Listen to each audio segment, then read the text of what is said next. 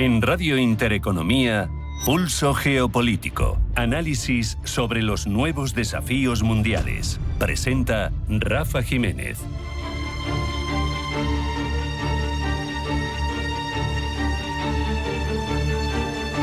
Bienvenidos a Pulso Geopolítico. Últimamente se habla mucho de las capacidades que la inteligencia artificial, las redes, Internet en general, tienen como arma geopolítica de manipulación. Pero es importante recapacitar, echar la mirada atrás y entender que todo esto empezó hace mucho antes de que una máquina fuera capaz de generar en segundos una imagen de un líder político rodeado de ángeles o montado en un dragón. Y esto empezó con una precisión maquiavélica, nunca mejor dicho, casi científica, en la Alemania de los años 30 del siglo pasado.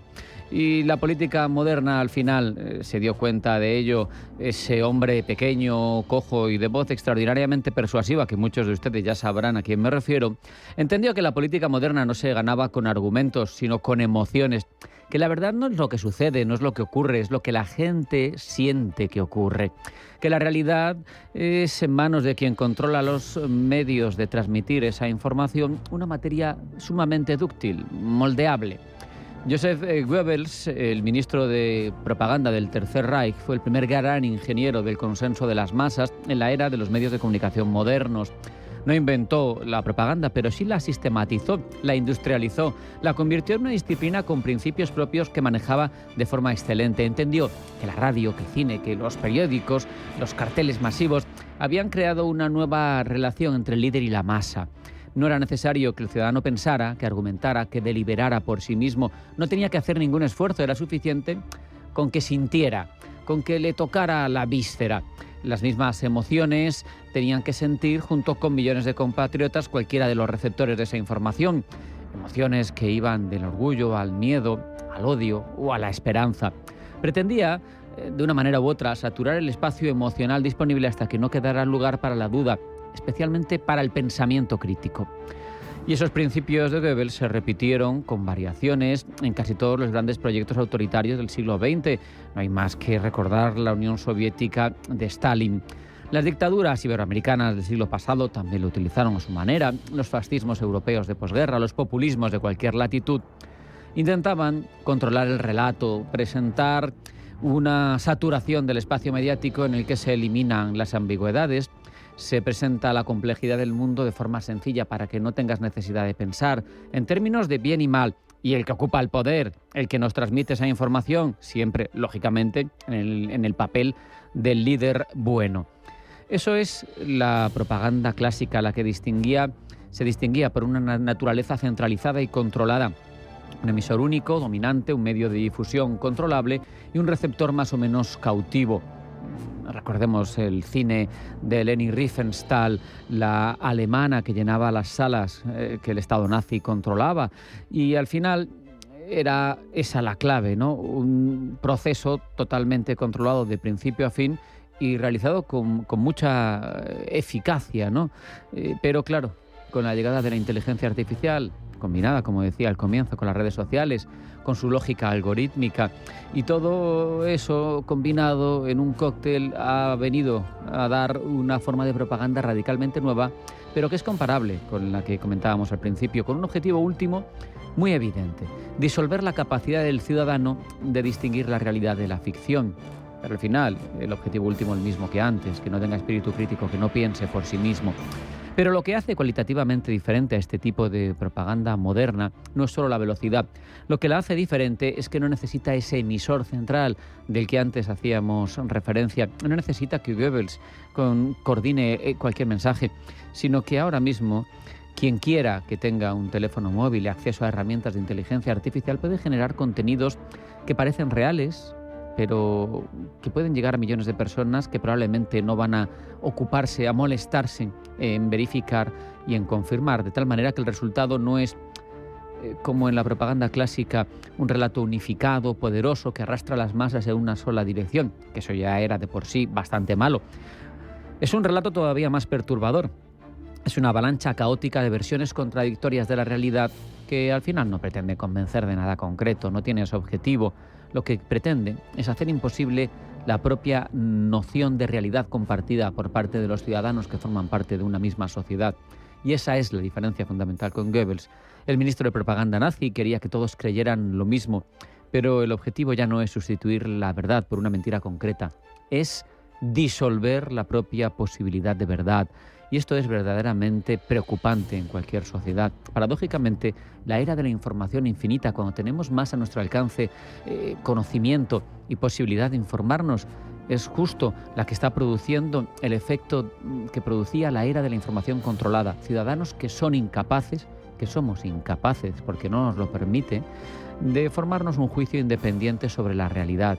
Para el individuo concreto, para el ciudadano, sus derechos políticos, esos que costaron tantos años y tantos sufrimientos conquistar, quedan ahora vaciados de contenido cuando el espacio informativo en el que se ejercen se ve inundado de contenido falso, manipulado, indiscernible la realidad de la falsedad, la manipulación de lo medianamente verosímil. Y una democracia en la que los ciudadanos no pueden distinguir lo real de lo fabricado no es en la práctica una democracia funcional.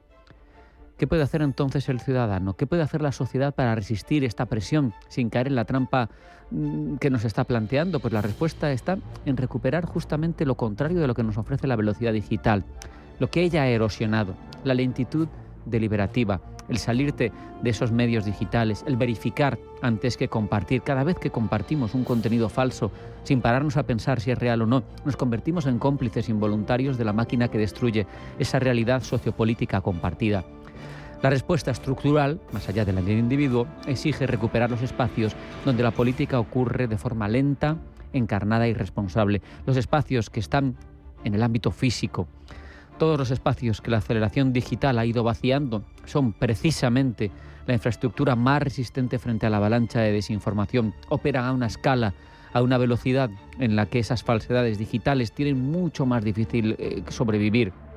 Por eso, si hay algo en la historia de la propaganda, desde Goebbels hasta el algoritmo, que no podemos aprender con claridad, es que la manipulación prospera en el aislamiento, en la ruptura de los lazos comunitarios, en la sustitución de la experiencia compartida real por el consumo individual de relatos que nos llegan fabricados.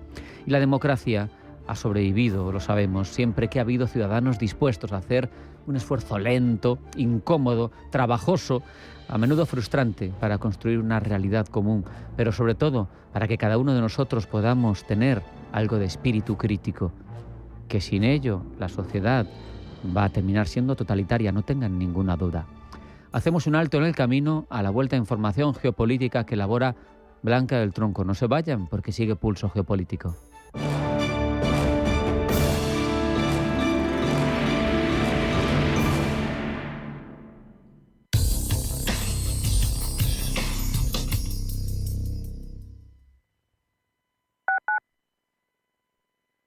El planazo del verano está en la Plaza de Toros de las Ventas. Todos los jueves, del 25 de junio al 23 de julio, vive Cena de las Ventas. Novilladas nocturnas, la mejor gastronomía madrileña y música en directo en un escenario único. Compra tus entradas en las-ventas.com. Los mercados financieros. Las bolsas más importantes. Información clara y precisa. Esto es Radio Intereconomía. El cambio es constante y en el sector financiero y asegurador la experiencia marca la diferencia. Con cerca de 1.000 profesionales, presencia en 7 países y una trayectoria de más de 2 décadas, Carácter es el referente en consultoría estratégica y digitalización. En Carácter lideramos la transformación con soluciones avanzadas en operaciones, gestión de riesgos y talento clave. ¿Estás listo para dar el siguiente paso? Carácter, Beyond Your Challenge. ¿Sabía usted que unos pies con problemas pueden paralizar nuestro ritmo de vida?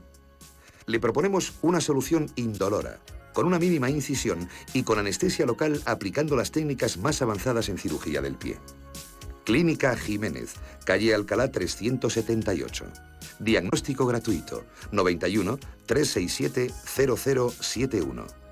Centro reconocido y autorizado por la Consejería de Salud y la Comunidad Económica Europea. 91 367 0071. Toda la actualidad, información y análisis en tiempo real sobre banca, empresas, finanzas personales, bolsa, gestoras y fondos de inversión en intereconomía.com. Con la opinión de los mejores expertos del mundo económico, empresarial y bursátil. Toda la programación en directo y con la posibilidad de escuchar en cualquier instante los mejores momentos de la emisora española líder en información económica. Sigue bien informado en intereconomía.com.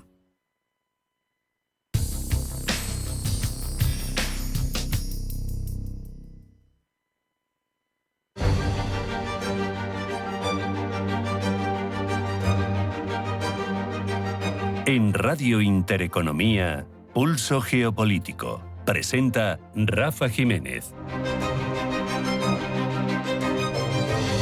Y elabora la información geopolítica Blanca del Tronco. Blanca, bienvenida, buenas tardes. Buenas tardes. Comenzamos con los muertos en Venezuela, que superan ya los 2.500. El país entra este viernes en el 9º día de la emergencia tras los terremotos, con un balance oficial de 2.595 fallecidos y 12.400 heridos, mientras las opciones de hallar supervivientes bajo los escombros son cada vez menores y la atención se concentra en asistir a miles de afectados. Irán homenajea a Ali Khamenei. Lo hace con un acto en el que participan autoridades iraníes y representantes de otros países y que tiene lugar un día antes de las ceremonias funerarias públicas que se prolongarán durante 6 días. Teherán asegura que no permitirá la injerencia de Estados Unidos en Hormuz. Así lo ha dicho el presidente del Parlamento iraní, quien asegura además que Irán abordará la regulación del estrecho solo con otros estados del Golfo. Mohamed Bagher Ghalifat sostiene además que Israel busca sabotear el acuerdo entre Teherán y Washington, pero dice la capacidad de disuasión de Irán permitirá que se reanude la guerra.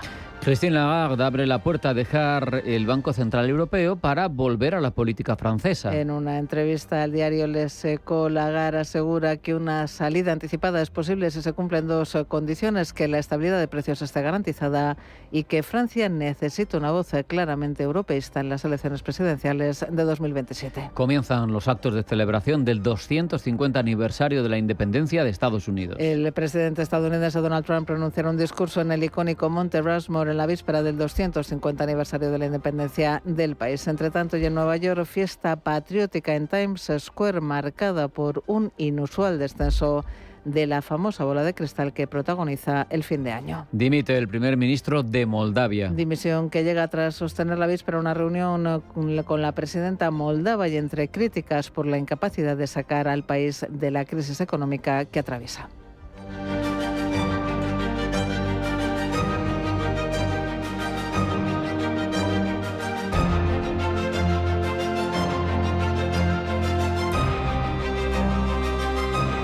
Profundizamos ahora, Blanca, en todas estas informaciones. Irán ha comenzado las ceremonias fúnebres en Teherán por el fallecido líder supremo Ali Khamenei. Su ataúd está expuesto junto a los de los miembros de su familia que murieron con él y se espera que millones de dolientes y delegaciones extranjeras asistan a estos actos funerarios. Pero ¿qué Irán se van a encontrar estas delegaciones extranjeras? ¿Cómo ha cambiado el país tras la guerra? Gemma González.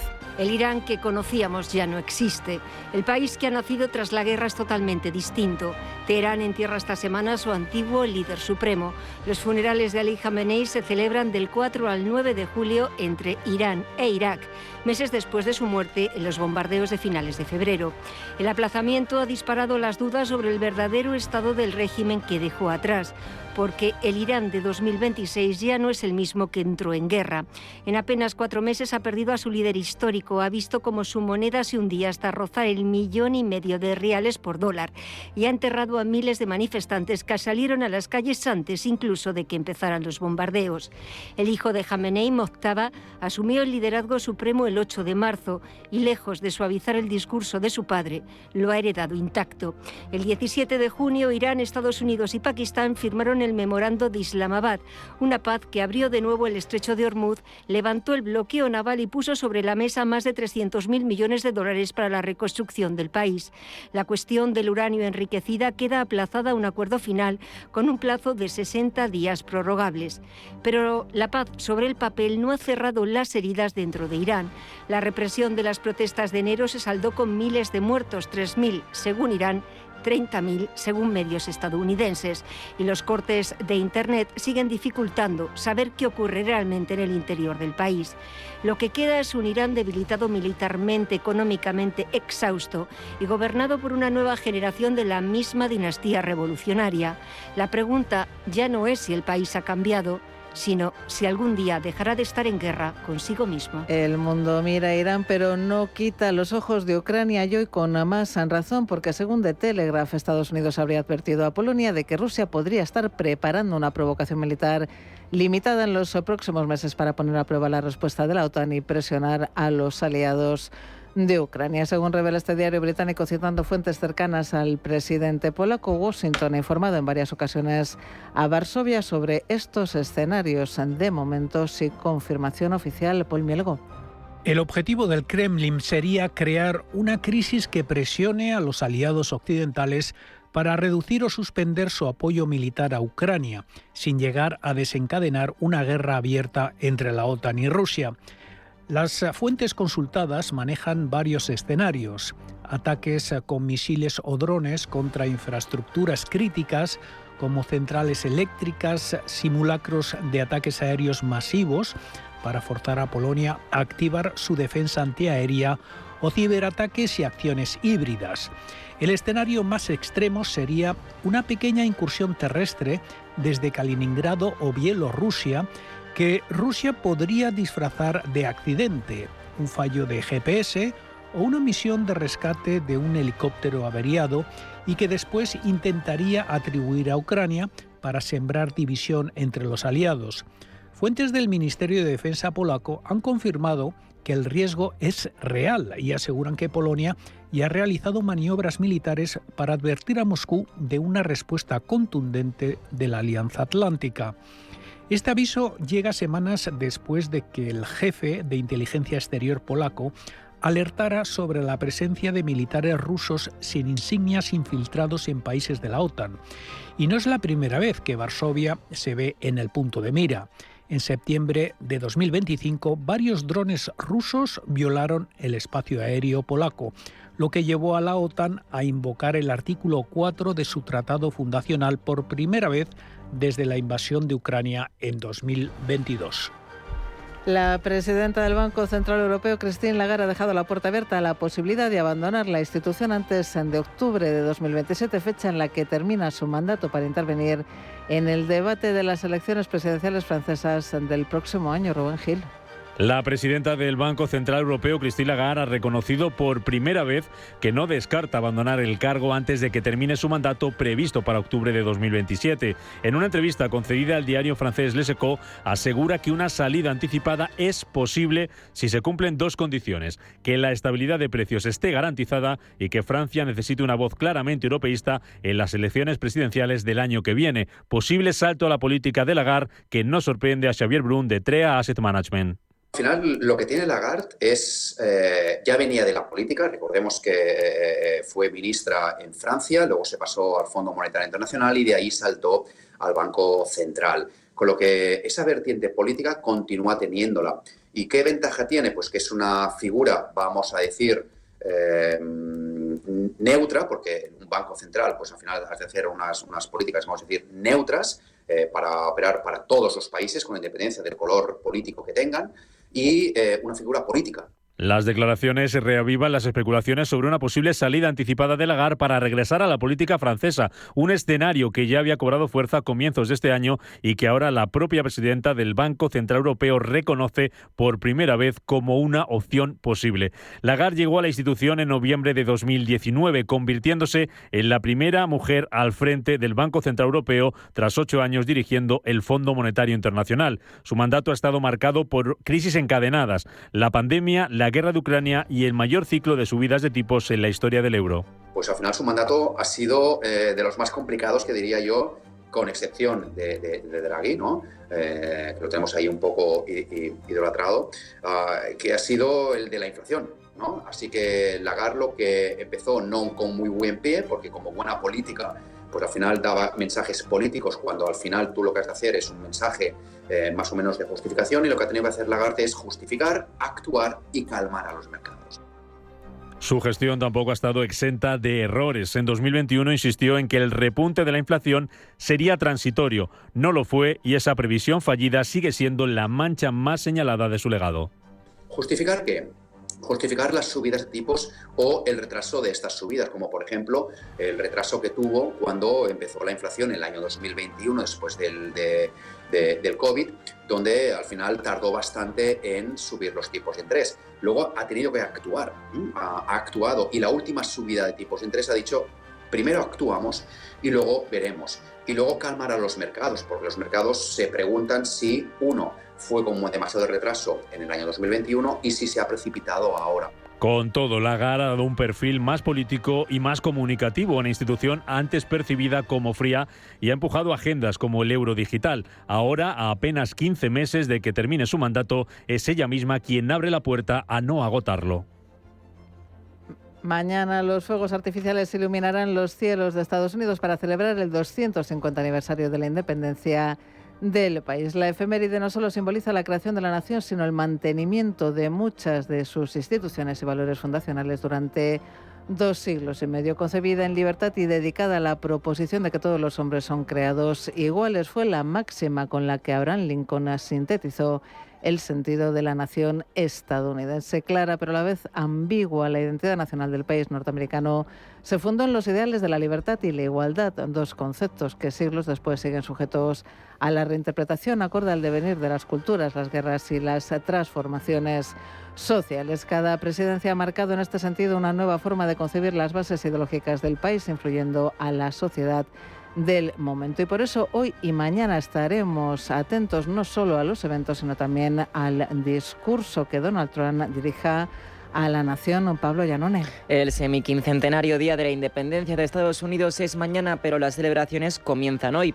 La mirada estará puesta en el Monte Rushmore, donde descansan las esculturas de 18 metros de altura de los expresidentes George Washington, Thomas Jefferson, Theodore Roosevelt y Abraham Lincoln. Allí, rodeado de sus predecesores, Donald Trump dará un discurso centrado seguramente en la historia de la patria más que en su proyecto político, pero ¿podrá Trump resistirse a no meter algún mensaje del movimiento MAGA?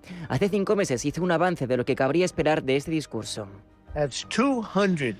En 2 siglos y medio, es decir, 250 años, el espíritu de 1776 ha llevado nuestra bandera a lugares y alturas que nuestros padres fundadores jamás hubieran imaginado. Los estadounidenses abrieron paso en la frontera y conquistaron las grandes llanuras. Domamos el salvaje oeste, ampliamos los límites del descubrimiento científico, iluminamos el mundo con electricidad y comercio, derrotamos tiranos y vencimos dictadores y plantamos la bandera estadounidense en la luna.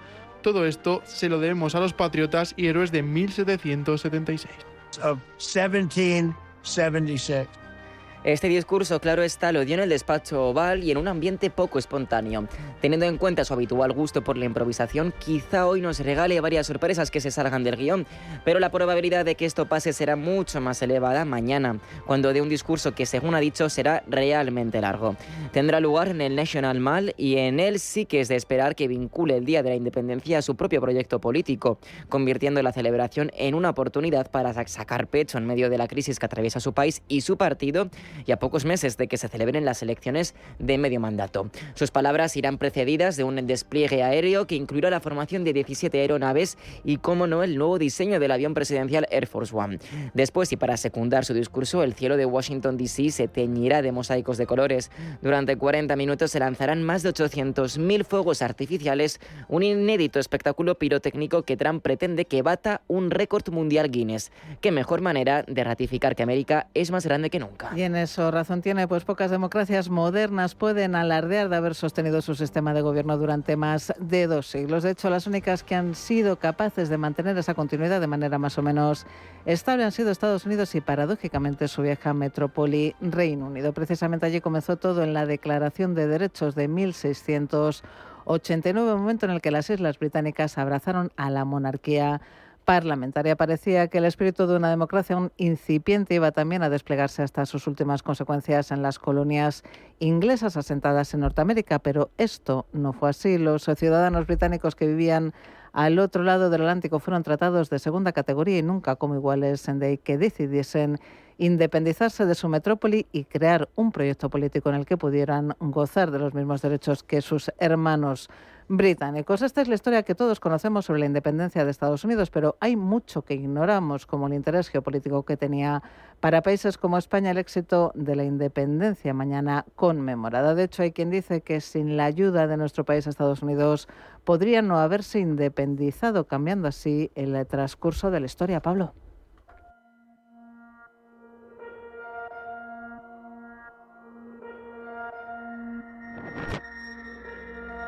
Como todo en geopolítica, la historia tiene un protagonismo crucial. Tras la Guerra de los 7 Años en 1763, Reino Unido le arrebató Canadá a Francia y Florida a España. Ambos países estaban sedientos de venganza. Francia anhelaba su hegemonía política en Europa y quería restablecer sus lucrativas rutas comerciales en el Atlántico. Mientras, en España, el rey Carlos III pretendía recuperar Gibraltar, Menorca y las Floridas, además de asegurar el control total sobre el Golfo de México y proteger sus inmersos virreinatos en Hispanoamérica frente al expansionismo británico. Fue así que ambas potencias decidieron apoyar el movimiento independentista de las 13 colonias. Francia lo hizo de manera oficial,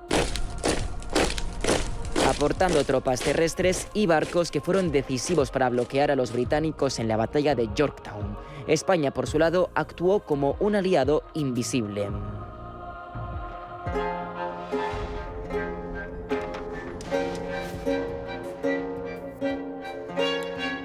En ese momento, España poseía el imperio colonial más grande del planeta, que se extendía desde la Patagonia hasta California y Florida. Apoyar la independencia de las colonias norteamericanas habría sido cuanto menos hipócrita y podría haber alentado movimientos similares dentro de su propio dominio. Por ello, decidió ser un aliado en discreto, pero decisivo.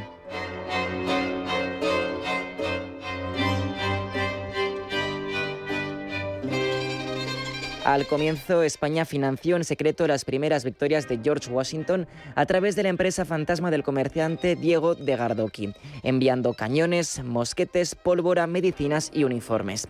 Este apoyo tímido, no obstante, no se correspondía al interés de España por debilitar a su enemigo, de modo que decidió declarar la guerra a Londres bajo el pretexto de que la Marina Real Británica estaba realizando incursiones en las costas de los territorios españoles en América. De esta manera pudo luchar libremente contra Reino Unido sin declarar su apoyo explícito a las colonias.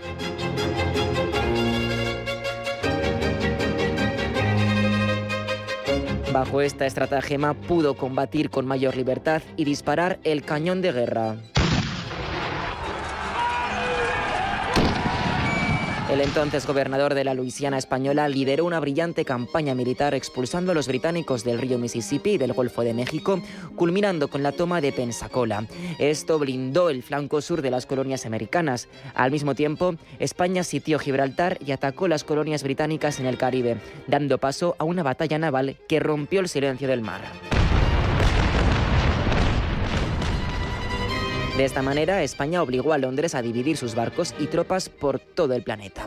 Esto se tradujo en una ventaja estratégica clave para las colonias, que culminaron su victoria en el año 1783.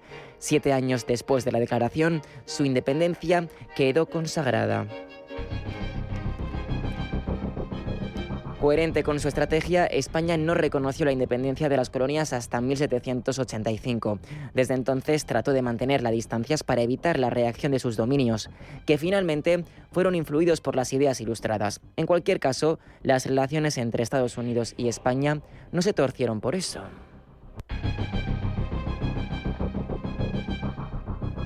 España había logrado conservar las Floridas, lo que incluía el control de la desembocadura del río Mississippi y, por tanto, el puerto estratégico de Nueva Orleans.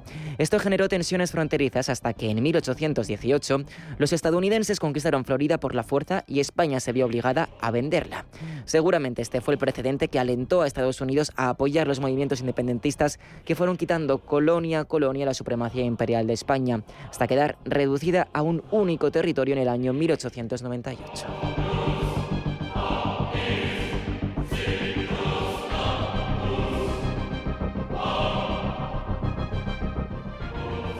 Esta conflictiva historia, así como la discreción de España, han acabado por tapar ese lejano recuerdo que ahora podría ser evocado con fuerza.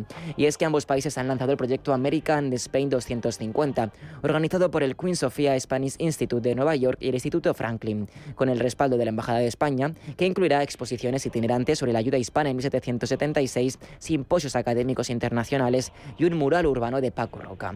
El hito principal será el envío del buque escuela de la Armada, el Juan Sebastián del Cano, como embajador flotante del país. Su tripulación realizará una gira por puertos estadounidenses y desfilará en la Gran Parada Naval de Nueva York. De esta manera, en este 250 aniversario, se hará una relectura de la historia, quizá muy necesaria en medio de las tensiones entre las presidencias estadounidense y española.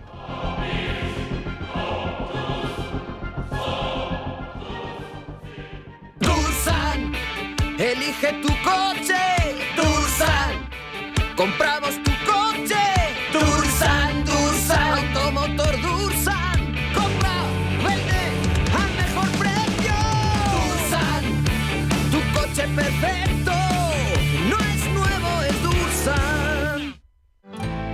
En intereconomía.com te enseñamos a invertir con análisis técnico, análisis fundamental, ETFs y fondos de inversión. Descubre el nuevo curso online para inversores activos que aprenderán a invertir a corto, medio y largo plazo en bolsa. Una formación diseñada para que los inversores particulares perfeccionen sus estrategias y mejoren sus conocimientos financieros. Infórmate y apúntate en intereconomía.com. ¿Vas a hacer un evento y el agua no lleva tu marca? Si no lo has hecho antes, esta es la excusa perfecta para meterlo en tu presupuesto de marketing. En aguaparaeventos.com personalizamos botellas, bricks y envases reutilizables con tu logo. Durante el evento, tu marca está en la mano del invitado y después lo que sobra se queda en tu empresa. Porque cuando un cliente te visita, también nota quién cuida los pequeños detalles. Aguaparaeventos.com. Agua personalizada para marcas que piensan en todo. Los domingos a las 10 de la noche tienes una cita con El Club de los Negocios Raros. Un magazín dedicado al mundo de los libros. Actualidad, entrevistas, literatura y poesía tienen cabida en este espacio cultural de Radio Intereconomía. Dirigido por Andrés Sánchez Magro. Todos los domingos a las 10 de la noche.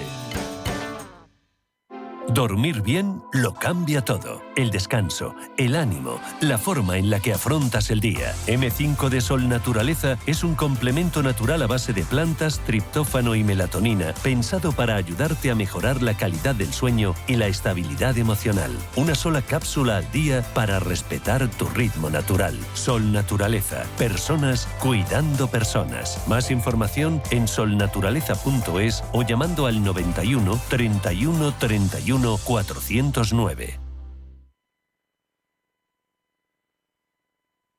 ¿Qué le diría Cervantes al presidente del gobierno? ¿O Voltaire a la oposición? Descúbrelo junto a toda la actividad cultural en el Marcapáginas, en Radio Intereconomía. Todos los sábados a la 1 del mediodía, el Marcapáginas, con David Felipe Arranz. Porque la cultura también podría ser divertida.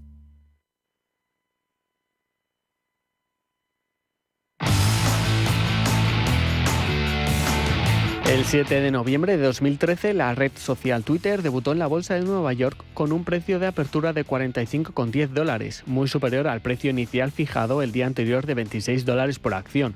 Twitter se convirtió en la segunda gran empresa de Internet en salir a bolsa después del éxito de Facebook en 2012. Entre las entidades que lideraron la colocación se encontraban Goldman Sachs, Morgan Stanley, JP Morgan, Bank of America Merrill Lynch y Deutsche Bank. El día del debut, sus títulos cerraron finalmente en $44,90, ligeramente por debajo del precio de apertura. Aún así, el estreno fue considerado un éxito para la compañía. El valor de mercado de la red social al cierre del día alcanzó aproximadamente $31.000 millones, con un volumen de negociación superior a 117 millones de acciones.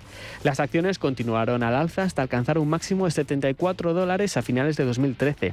A partir de este momento, la falta de rentabilidad y el estancamiento en el crecimiento de usuarios provocaron caídas significativas en los años posteriores. Finalmente, el 27 de octubre de 2022, Elon Musk adquirió Twitter por $44.000 millones. La sacó de la bolsa. bolsa y la renombró como X. ¿Qué le diría Cervantes al presidente del gobierno? ¿O Voltaire a la oposición? Descúbrelo junto a toda la actividad cultural en Radio Intereconomía. Todos los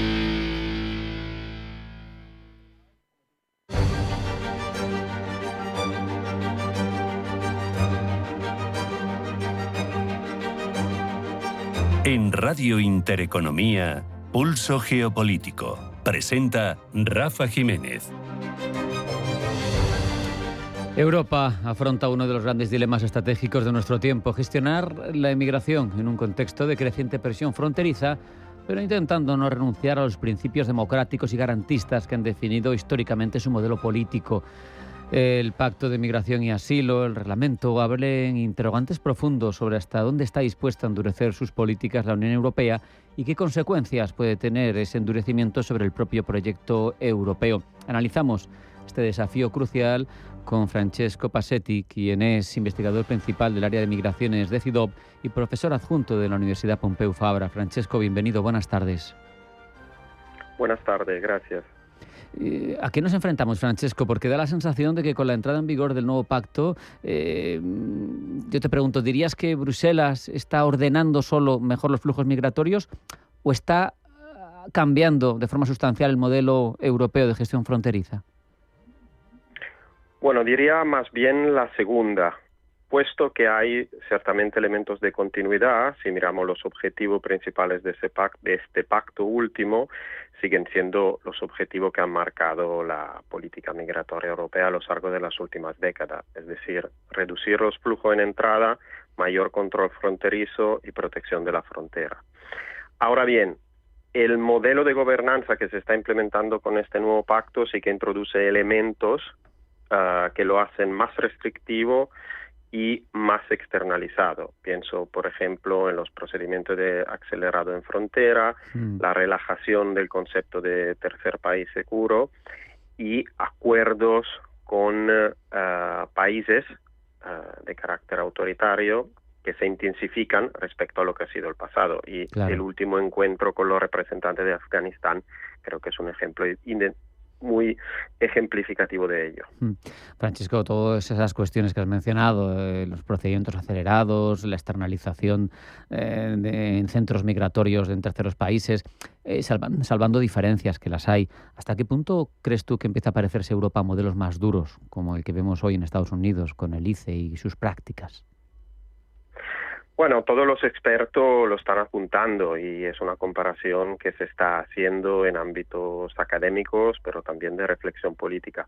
Creo que hay que hacer una precisación, es decir, en el contexto europeo, y el mismo pacto lo reconoce, hay una referencia a la protección de los derechos fundamentales, a los estándares de acogida y a la protección de las personas migrantes que por lo menos a nivel formal supera el contexto de Estados Unidos, si queremos tomarlo como ejemplo de comparación. Dicho lo cual, hay, y lo que acabamos de comentar creo que es evidencia de ello, una tendencia restrictiva también en el contexto europeo, en tomar quizá un enfoque restrictivo como política casi de default, ¿no? De a priori en la manera en la que nos enfocamos el fenómeno migratorio. Claro, y cuando uno echa la vista atrás y piensa en Schuman, en Monnet, en los padres fundadores del proyecto europeo, o la tradición de la Unión Europea reivindicando derechos fundamentales, defendiéndolos como parte de la integridad del proyecto, uno puede pensar, ¿hay riesgo de que toda esta cuestión migratoria, como se está planteando, termine erosionando precisamente algo que parece que es un núcleo fundacional de la Unión Europea? Claro, esta creo que es la cuestión más crucial y me alegro que la hayas planteado como pregunta, porque creo que se está hablando muy poco de esto en relación a la cuestión migratoria. Es decir, en realidad, la manera a través de la cual la Unión Europea y sus Estados miembros, al final, porque al final en la mayoría de los casos, y si queremos luego hablamos de la excepción española en cierto sentido, están abordando políticas muy restrictivas que van en contra de lo que dice o pretende ser la Unión Europea. Es decir, que hay una brecha, y creo cada vez más grande, entre lo que la Unión Europea ha representado y sigue diciendo representar en términos de referente normativo, de protección de los derechos y casi de ideal de modelo democrático, y realmente lo que luego hace en términos de políticas migratorias. Es verdaderamente interesante este asunto, pero también lo es, y permíteme que te pregunte en esta deriva, porque al final somos un programa de geopolítica, sobre la migración como vector geoestratégico, ¿no? Como herramienta de presión incluso entre estados, porque da la sensación de que en las últimas décadas se ha visto algo de esto en reiteradas ocasiones. Entonces, no sé si estamos entrando en una etapa en la que controlar esos flujos migratorios y poderlos abrir y cerrar a voluntad equivale a ejercer poder internacional. Es así, y lo has dicho muy bien, y creo que está muy relacionado con la cuestión anterior. El problema quizás es que justamente este nuevo modelo de gobernanza que se introduce con el pacto intensifica este elemento de externalización del control migratorio. Es decir, que cada vez más la Unión Europea y sus Estados miembros ceden responsabilidad y funciones de la gobernanza migratoria a países de orígenes y de tránsito. En este sentido, en el momento en que cede esta responsabilidad de la gestión, pues está poniendo en mano de estos estados también una herramienta, por así decirlo de una manera un poco fea, de negociación. Y la experiencia nos ha enseñado, pensamos por ejemplo en la crisis migratoria entre Grecia y Turquía de los años 2020, el caso de Ceuta entre España y Marruecos en 2021, o el caso de Belarus del mismo año, nos está enseñando que pues la migración se puede instrumentalizar, se puede utilizar como una herramienta en la negociación o incluso en la presión geopolítica que pueden ejercer países terceros. El problema es que justamente el modelo del nuevo pacto está cediendo más poder gestional, más soberanía y más responsabilidad a estos países. Entonces yo creo que marca una tendencia de cara al futuro, y lo que podemos esperarnos es que estas contradicciones y estas tensiones vayan incrementando. Podríamos decir incluso entonces, Francesco, que esta evolución, este planteamiento con el que se afronta esa legislación europea está provocando que desde la Unión Europea estemos provocándonos a nosotros mismos una vulnerabilidad estratégica. Creo que sí. Es decir, que somos víctimas, pero a la vez cómplices. Es decir, que estamos proporcionando las condiciones a través de las cuales pues estos tipos de dinámica se puedan ir creando. Y a este respecto creo que es importante destacar como justamente esta decisión de externalizar, ¿no?, la gestión migratoria, al fin y al cabo también es el resultado de la incapacidad de ponernos de acuerdo sobre soluciones internas. Pienso, por ejemplo, en el reparto de solicitantes de asilo o de refugiados. Es decir, la incapacidad de ponernos de acuerdo en soluciones de solidaridad intraeuropea por intereses que dividen los Estados miembros y que los llevan dividiendo desde hace años, pues el resultado ha sido que el único dominio en el cual hemos sido capaces de ponernos de acuerdo ha sido la externalización, con la consecuencia que, como tú bien decías, pues cedemos también poder geoestratégico que puede generar pues tensiones diplomáticas o incluso llegar a crisis a través de la utilización de la migración como herramienta en relaciones internacionales. Permíteme que pasemos a hablar de España, lo mencionabas tú antes, pero más que te pongo España como ejemplo, pero es aplicable yo creo que casi a cualquier país, ¿no? Nosotros conocemos como sociedad la realidad de la migración, somos país receptor en gran medida, pero durante generaciones hemos sido país emisor de personas que han encontrado oportunidades fuera que aquí no existían y en cantidades verdaderamente constantes, importantes. Da la sensación un poco cuando uno hace una mirada en retrospectiva de que se ha perdido la memoria colectiva cuando se polariza tanto el discurso sobre la migración. Es increíble.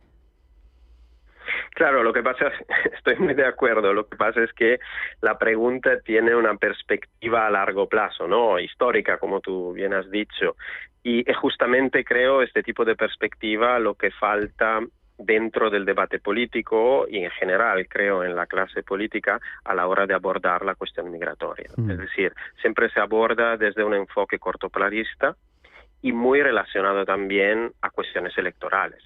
Sabemos perfectamente que el mensaje y el discurso anti-inmigración paga en términos electorales, es muy rentable. Y entonces pues nos encontramos ante la incapacidad de desarrollar una reflexión basada en la evidencia empírica, basada en la razón, sobre la cual pues plantear un discurso de gobernanza y de gestión de la inmigración pues que sea beneficioso para los migrantes, para los países receptores y también para los países de orígenes. Es que si uno mira la historia de nuestra especie, de la humanidad, todas las grandes civilizaciones se han construido con el movimiento de personas, con el intercambio, con migraciones continuas. Y fíjate, ahora que cumple 250 años Estados Unidos, me parece paradigmático. La grandeza de Estados Unidos se ha construido con millones y millones y millones de migrantes y ahora se estigmatizan dinámicas que nos han ayudado a crecer, a desarrollarnos, a ser lo que somos.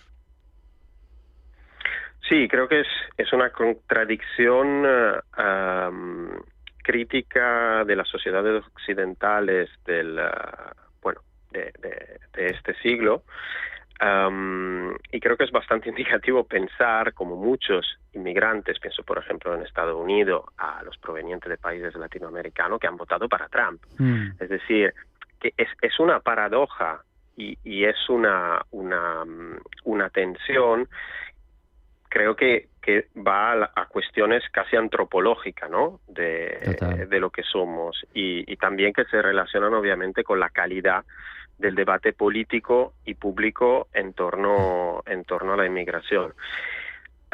Es difícil, creo, revertir esta dinámica, revertir esos mecanismos. Creo que parte de la solución pasa inevitablemente por abordar cuestiones estructurales, problemas de desigualdad, que realmente son lo que creo alimentan el fuego anti-inmigración, ¿no? Es que muchos partidos políticos están encendiendo.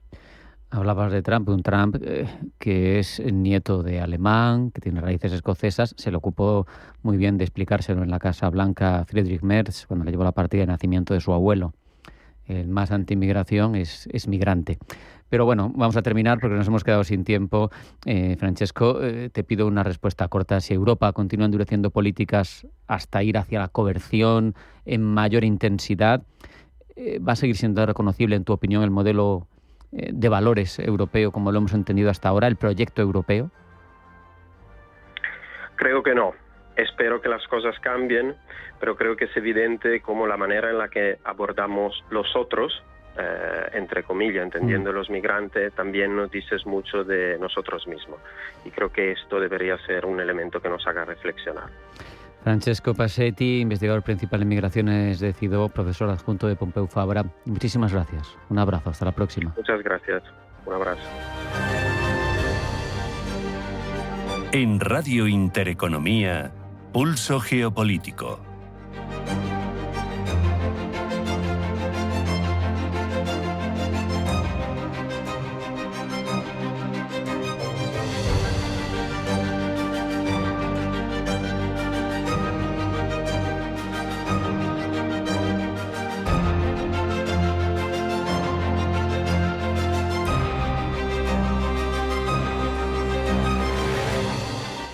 El famoso tarif de los aranceles impuestos por Donald Trump, no sé si lo conocen, yo no lo sabía hasta que me he investigado para esta entrevista. Tiene su origen en lo que se cobraba al entrar o salir del puerto de Tarifa, en Cádiz, surcando el estrecho de Gibraltar hace 12 siglos. Vamos, que no es nada nuevo. Pero el caso es que de forma secular hemos ido dando por sentado a lo largo de los años que la libertad de navegación era uno de los pilares del desarrollo del comercio mundial. Y por eso nos preguntamos si lo que está sucediendo en torno a Hormuz puede sustituir lo anterior por una lógica según la cual quien controla un paso estratégico adquiere el derecho de administrarlo política y económicamente. ¿Quién mejor para aclararnos alguno de estos términos a futuro que Armando Álvarez García Jr., quien es profesor de Derecho Internacional Público y Relaciones Internacionales en la Universidad Internacional de La Rioja, en UNIR? Armando, bienvenido, buenas tardes. Buenas tardes, Rafa. Es un placer estar aquí otra vez. La idea, Armando, de que los océanos podían surcarse libremente nació formalmente en el 17, nada menos, doctrina de libertad de los mares. Pero era una especie de principio histórico que terminó por trasladarse al marco jurídico en la Convención de Naciones Unidas de Derecho del Mar, en 1982. Te pregunto, ¿esto es lo que se pone en peligro si se consolida el control total de Hormuz por parte de Irán, con cobros, etcétera? Rafa, lo que se pone en riesgo exactamente no es, desde mi perspectiva, el texto del derecho del mar, de Convención de Montego Bay. Básicamente lo que se pone en riesgo es el funcionamiento real. Explico. Si un estrecho como Hormuz se convierte en un punto donde un solo Estado decide quién pasa y cuánto paga, la libertad de navegación pues deja de ser un derecho general y pasa a ser una autorización que depende de ese Estado. Claro. Da la sensación, Armando, de que si se consolida este tipo de acuerdos sobre un punto clave, brutalmente clave como es Hormuz, pues igual nada impide que otros actores apliquen esa misma lógica en Bab el-Mandeb, en Malaca o en cualquier otro choke point, o en Gibraltar incluso. Exactamente. Si aceptamos que en Hormuz, específicamente, se puede condicionar el paso y cobrar por él, pues naturalmente otros actores pueden eventualmente intentar copiar ese modelo en el Ártico, en el mar de China Meridional, en Malaca. Pues bien, el mensaje sería, desde mi punto de vista, que lo importante no es la norma común, es quien controla físicamente el paso y qué condiciones impone. Claro. Cuando uno ha asistido a la evolución, sobre todo en las últimas décadas del proceso globalizador, pues le ha podido dar la sensación de que las fronteras se diluían, que perdían importancia. Hoy parece que esos choke points que digo, esos estrechos, concentran una capacidad enorme para alterar la economía mundial. No sé, Armando, si circunstancias como esta nos hacen redescubrir el verdadero valor estratégico de esos cuellos de botella marítimos en el comercio internacional. Muy buena pregunta. Yo diría que sí, Rafa. Hemos comprobado que la globalización se sostiene sobre muy pocos puntos de paso. Y cuando uno de esos estrechos se bloquea, se militariza o se encarece, pues suben los costes de transporte y los seguros, se retrasan las entregas, la economía mundial pues recuerda que esos cuellos de botella, como has mencionado, cambian el juego, pueden cambiar el juego. No es la primera vez, sin embargo, que pasa una cosa así, que alguien pretende arrogarse el derecho de controlar un paso. No hay más que recordar cuando cayó Constantinopla, la Roma de Oriente, esas cadenas que pusieron los otomanos en el Bósforo, pero de ahí al mare liberum de Grocio pasó más de siglo y medio. Tardó en configurarse esa doctrina poco a poco, ¿no? Si el acceso a determinados pasos, Armando, deja de estar plenamente garantizado por el derecho internacional de forma práctica, en tu opinión, ¿quiénes crees que serán los mayores perjudicados? Es una pregunta difícil, pero desde mi percepción, Rafa, los que más perderán, lógicamente no son quienes controlan los estrechos.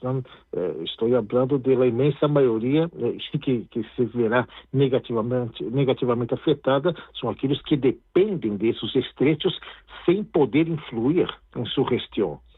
Y aquí podríamos incluir la Unión Europea, Japón, Corea del Sur, muchos países latinoamericanos. ¿Por qué? Porque necesitan esos pasos para importar energía, para exportar bienes, pero si ese acceso deja de ser un derecho garantizado, que es el núcleo de lo que estamos hablando en esta entrevista, y se convierte en algo negociado caso por caso, naturalmente su margen de maniobra se reducirá y su factura tenderá a aumentar naturalmente. Claro.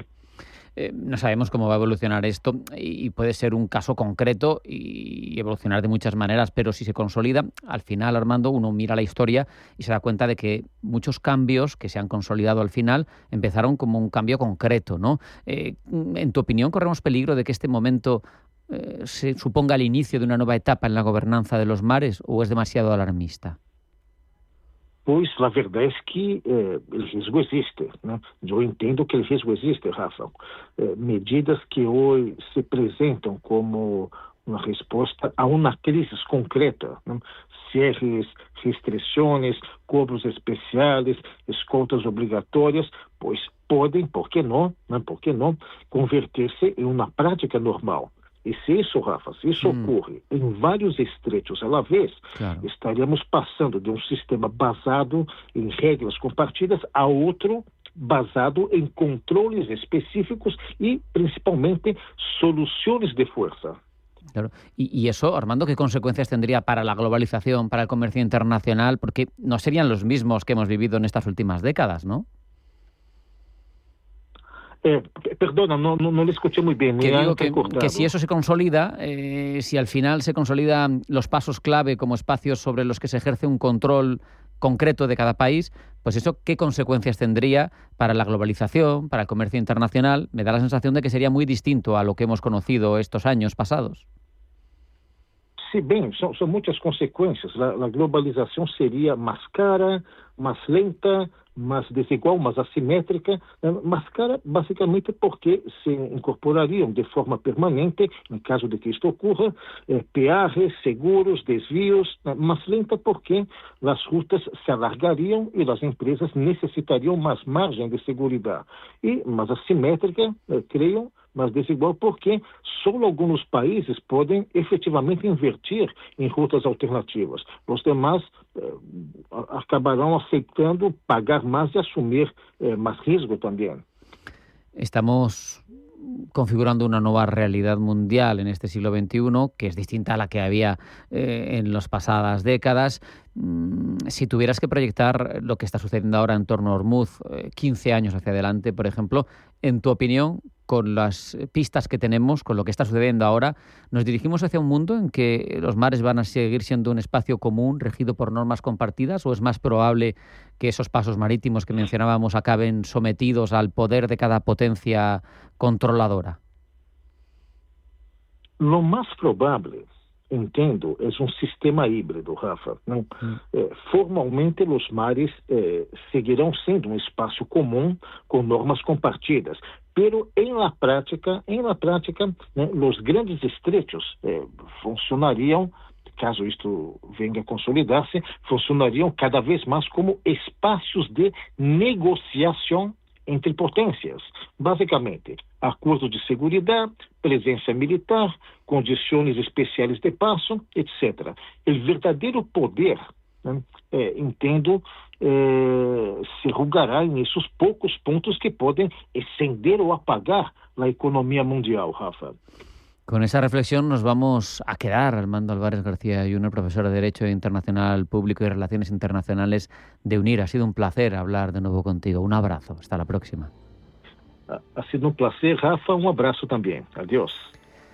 Hasta aquí hemos llegado, hasta aquí ha dado de sí un pulso geopolítico. Hemos reflexionado sobre los peligros de una IA que no tiene control alguno en la manipulación y propaganda política, y cómo puede afectar eso a la democracia de las sociedades que tenemos ahora mismo sobre la mesa.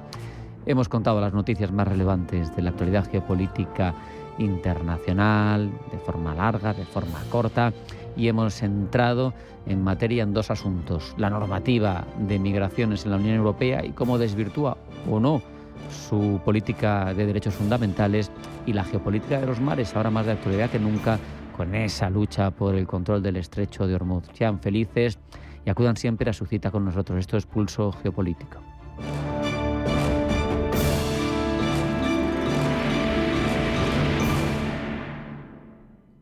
Viene un cliente. Pon el cartel de cita previa.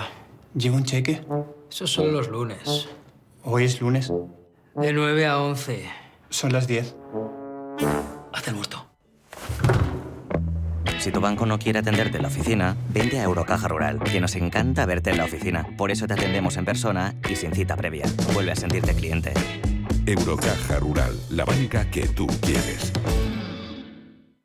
Analizar la bolsa al milímetro es muy importante, pero no deja de ser el 5% del mercado. Si quieres llegar al otro 95%, la respuesta está en el private equity y la herramienta es Crescenta. Completa tu visión, diversifica tu cartera e invierte como imaginas en crescenta.com. La inversión tiene riesgos. Más información en crescenta.com/condiciones.